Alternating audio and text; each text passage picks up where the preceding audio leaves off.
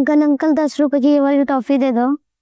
Uncle 10 रुपए में कितनी आएंगी? 10 रुपए की बेटा 10 ही आएंगी, और कितनी आएगी? पर मुझे तो बहुत सारी चाहिए। बहुत सारी चाहिए?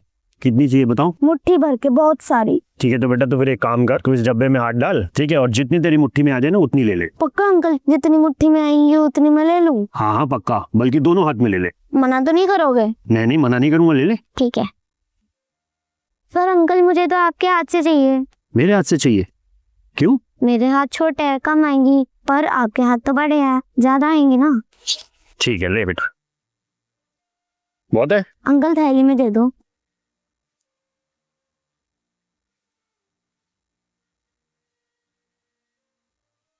ले बेटा।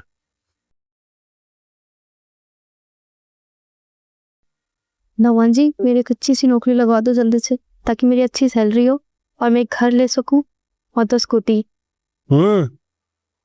क्या? क्या मांग रही हूँ? भाई पूछ रहा हूँ, भगवान से क्यों मांग रही है? भगवान जी तो मांगूंगी। तुझे पता नहीं भगवान से मांगते नहीं है? क्या कह रहे हो? देख तूने अगर आज भगवान से मांगा, ठीक है, एक गाड़ी, लेकिन उनका मन हुआ तेरे को 2 गाड़ी देने का, तो हो गया ना नुकसान। तो इसीलिए ही भगवान से मांगते नहीं है, ये बात अपने दिमाग में डाल ले हमेशा के लिए, ठीक है? क्या बोल रहे हो भैया, मुझे कुछ समझ नहीं आ रहा।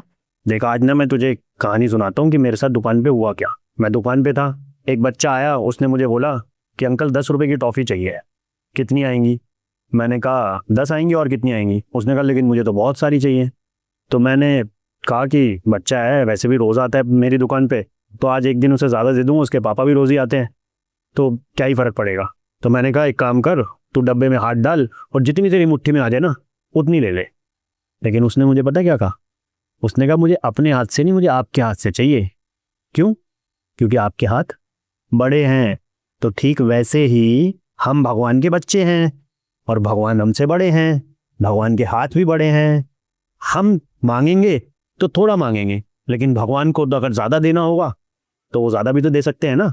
तो इसीलिए ही हमें भगवान से कभी कुछ मांगना नहीं चाहिए।